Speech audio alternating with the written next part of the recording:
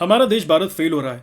देश की वो यंग जनरेशन अपनी सिटीजनशिप गिव अप कर रही है जो भारत के भविष्य को बदल सकती थी। मिनिस्ट्री ऑफ एक्सटर्नल अफेयर्स की रिपोर्ट्स के मुताबिक 2022 में लगभग 2,25,000 से भी ज्यादा इंडियंस ने भारत की सिटीजनशिप को छोड़कर दूसरे देश की सिटीजनशिप अपनाई थी और पिछले 10 सालों में ये नंबर हर साल बढ़ते ही जा रहा है। अब वैसे तो कहा जाता है कि दुनिया के किसी भी देश के मुकाबले हम भारतीयों को अपने देश पर सबसे ज्यादा गर्व है। तो फिर ऐसा कौन सा रीजन है जन गण मन गाते हुए जिन इंडियंस की आंखों में आंसू आ जाते थे वो आज इंडिया छोड़कर हमेशा हमेशा के लिए क्यों जा रहे हैं? इस सवाल का जवाब इतना ज्यादा शॉकिंग है कि सुनकर आपके होश उड़ जाएंगे। इसीलिए मेरी आपसे एक ही रिक्वेस्ट है कि हर भारतीय को इस वीडियो को पूरा जरूर देखना चाहिए। दोस्तों 1947 में देश को इंडिपेंडेंस मिलने से लेकर आज तक हमारे देश में ये ट्रेंड रहा है कि फॉरेन जाकर पढ़ाई और नौकरी करने के काफी बेनिफिट्स है। इसीलिए आज 29 मिलियन ओवरसीज इंडियंस के साथ भारत दुनिया का सबसे बड़ा प्रवासी देश है। लेकिन पहले सिर्फ लोग इंडिया छोड़कर विदेश रहने जाते थे और पैसे कमाकर वापस लौट आते थे, लेकिन अब तो इंडियंस अपनी सिटीजनशिप छोड़ने का हार्ड डिसीजन लेने से भी पीछे नहीं हट रहे। साल 2011 से आज तक 17.5 लाख इंडियंस ने अपनी सिटीजनशिप गिव अप कर दी है और ये नंबर हर साल ग्रो हो रहा है।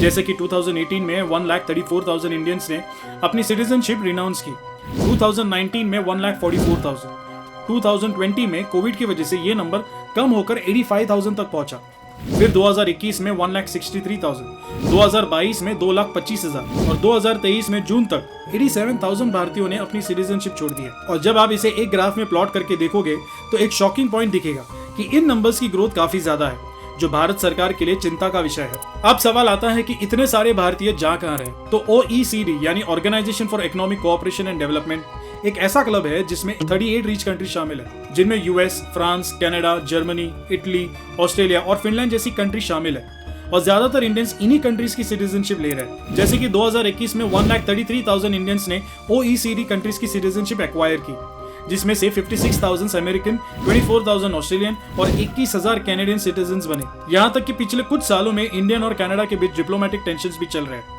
मगर फिर भी 2022 में 60,000 इंडियंस ने कैनेडियन सिटीजनशिप ली है। लेकिन इंडिया में ऐसी कौन सी प्रॉब्लम है जो डिप्लोमेटिक टेंशंस के बावजूद लोग भारत छोड़कर कनाडा भाग रहे हैं? Let's find out. इंडियंस का सिटीजनशिप छोड़ने का सबसे पहला रीजन है लेस अपॉर्चुनिटीज। भारत की 140 करोड़ की जनता में से 65% यूथ पॉपुलेशन है, जिनकी एज 35 ईयर्स से कम है, जिनमें से 50% यूथ बिलो 25 यानी जेनजी कैटेगरी में आते हैं। लेकिन दुनिया की 5th लार्जेस्ट इकोनॉमी होने के बावजूद इंडिया अपने यूथ के पोटेंशियल को अनलॉक करने में पूरी तरह कामयाब नहीं हो पाया है। सोशल मीडिया पर अनेक इंटरव्यूज में यंग जनरेशन यही कहते दिखाई देते हैं कि उन्हें इंडिया में अपॉर्चुनिटी नहीं मिल रही है। इंजीनियर या डॉक्टर बनने के लिए कई कॉम्पिटिटिव एग्जाम्स पास करनी पड़ती है और पेरेंट्स लोन लेकर भी फीस भरते हैं, लेकिन पढ़ाई पूरी करने के बाद स्टूडेंट्स को अपनी इन्वेस्टमेंट का रिटर्न नहीं मिल पा रहा है। आपको ये जानकर हैरानी होगी कि इंटरनेशनल लेबर ऑर्गेनाइजेशन की एक रिपोर्ट के मुताबिक टोटल जॉबलेस इंडियंस में से 83% सिर्फ यूथ है। इसी वजह से स्टडीज और अर्निंग अपॉर्चुनिटीज के लिए इंडिया का यूथ बेसिक ग्रेजुएशन करके यूएस, कनाडा, ऑस्ट्रेलिया और जर्मनी जैसे डेवलप कंट्रीज में जाने का रास्ता चुन रहा है। लाखों भारतीयों को अपनी सिटीजनशिप गिव अप करने का सेकंड मेजर रीजन हो सकता है लो टैक्स। इंडिया वर्ल्ड की one of the highest taxation वाली कंट्री है। फॉर एग्जांपल, अगर आप एनुअली 12 लाख रुपए अर्न करते हो तो आप 30% इनकम टैक्स वाले स्लैब में आएंगे, यानी आपको साल के 4 महीने तो सिर्फ गवर्नमेंट के लिए काम करना होगा। अब लार्ज स्केल पर तो किसी भी डेवलपिंग कंट्री के लिए टैक्स मनी उतनी ही ज्यादा जरूरी है जितना किसी ह्यूमन बीइंग के लिए ऑक्सीजन। लेकिन पर्सनल लेवल पर कुछ इंडिविजुअल्स को ये टैक्स हाई लगती है और वो यूएई, कतार और बहरीन जैसी मिडिल ईस्ट कंट्रीज में जाकर बस जाते हैं। इन लो टैक्स कंट्रीज में वो करोड़ों रुपए की टैक्स बचा लेते हैं। इसीलिए तो आपने भी देखा होगा कि कई famous stock market traders Dubai चले जाते हैं। अकॉर्डिंग टू डेटा, सिर्फ 2023 में 6,500 हाई नेटवर्थ इंडिविजुअल्स यानी HNWI इंडियंस की सिटीजनशिप गिव अप करके फॉरेन कंट्रीज चले गए।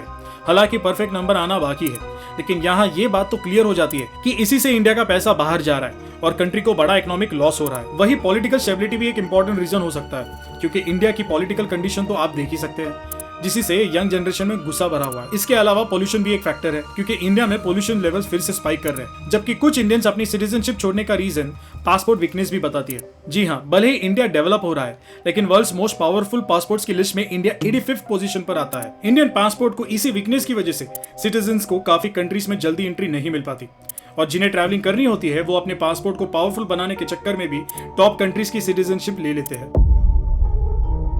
आखिर में मैं बस इतना ही कहना चाहूंगा कि इंडिया लगातार ग्रो कर रहा है और फ्यूचर में ये प्रॉब्लम्स भी सॉल्व हो जाएंगी। इसीलिए फॉरेन जाने में कोई बुराई नहीं है, लेकिन सिटीजनशिप गिव अप करने का डिसीजन सोच समझ कर लेना चाहिए।